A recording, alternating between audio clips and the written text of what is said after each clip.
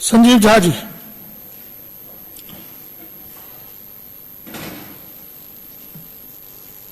बहुत बहुत धन्यवाद अध्यक्ष महोदय, आपने मुझे बोलने का मौका दिया। जैसा अभी बहन अलका बता रही थी कि जीएसटी का जो रोमांस था वो कोई पहली बार अभी नहीं आया, 2000 में शुरू हो गया था, जब वैट भी ठीक से इंप्लीमेंट नहीं हुआ था। और रोमांस का अपना एक कारण था, रोमांस का अपना एक कारण था, क्योंकि सब ये मानते थे कि जब जीएसटी आएगा तो टैक्स में रियायत होगी,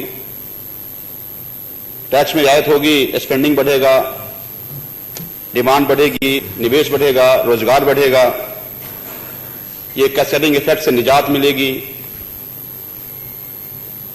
टैक्स कम होगा, कॉम्प्लेक्स ज्यादा होगी तो रेवेन्यू बढ़ेगा,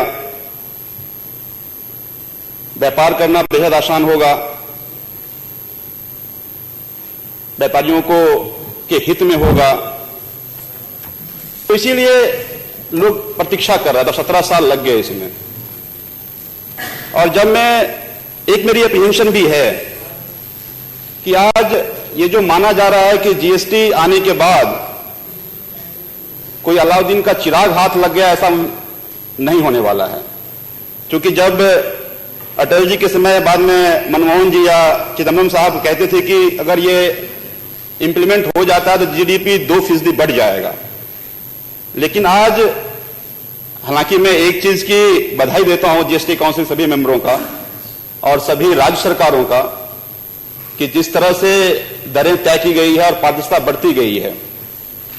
लेकिन शॉर्ट टर्म में नुकसान होने वाला है, जो हम कंपनसेशन देने वाले हैं स्टेट को 5 सालों तक, तो ये इमीडिएट कोई बहुत बड़ा फायदा नहीं होने वाला है। लेकिन एक चीज ये भी सच है कि ये तरह तरह के जो टैक्सेस थे, इससे जो परेशानियां हो रही थी, उससे लोगों को निजात मिलेगी।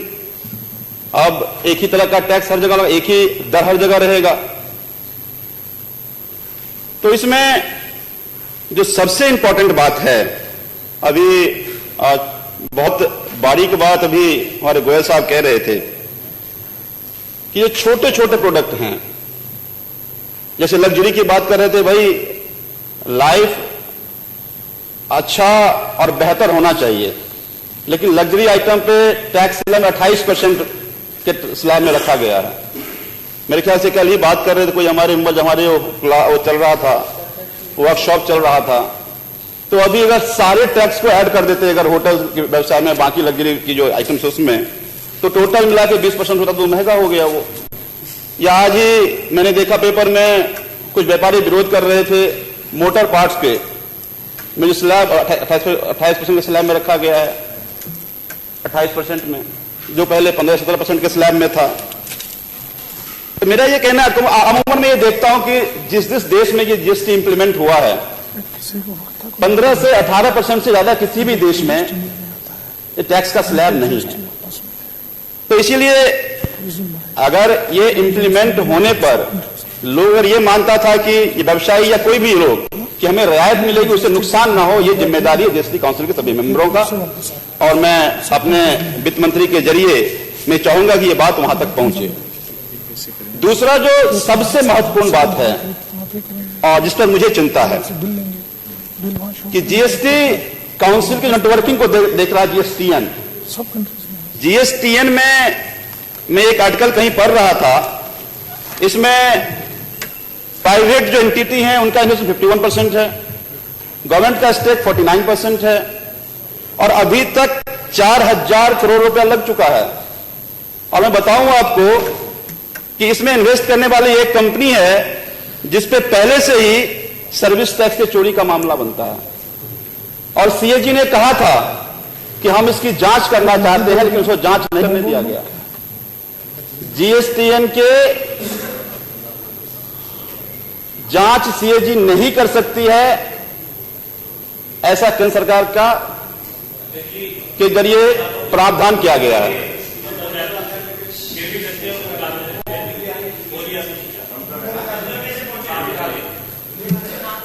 तो समय दिखाई, एक बार दिखाई, बंदर है। तो अच्छा, उसने कोई नहीं, अगर समय जी बंदर एक बार भेजिए, जरा भेजिए।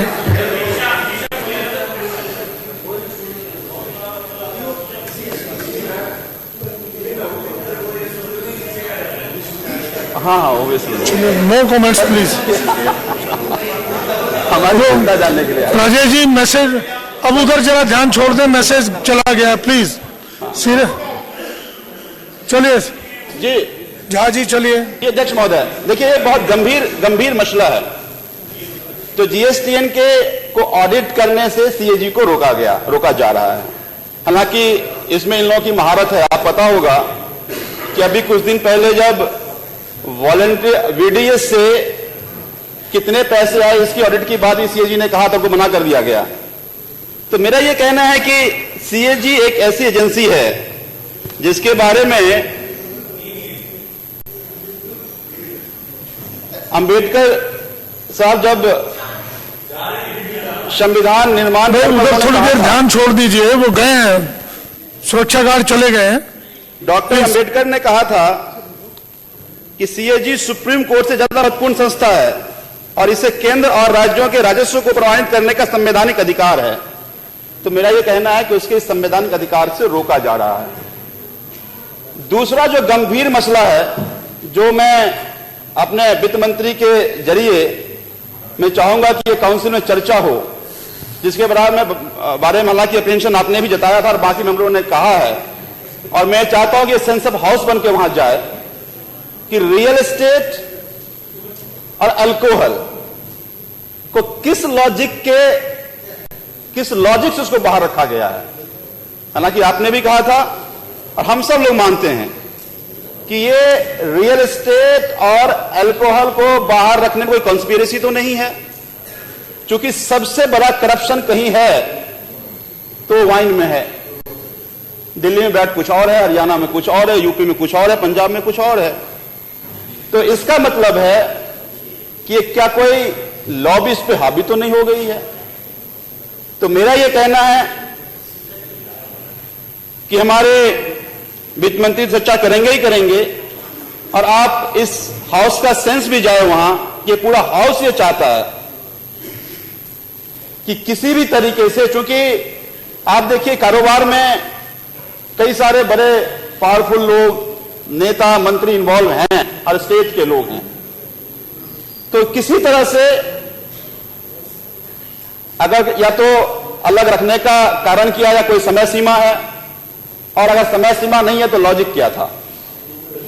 तो मुझे ऐसा लगता है कि इन प्रिंसिपल हम बिल्कुल सहमत हैं कि ये एक बहुत बड़ा स्टेप है, लेकिन उसमें जो कुछ एप्रीहेंशन हैं उसको दूर कर लिया जाए, ताकि छोटे व्यापारियों को कई सारे इसमें पहले ये था कि 2 रिटर्न भरना पड़ेगा, 35-36 रिटर्न भरना पड़ेगा।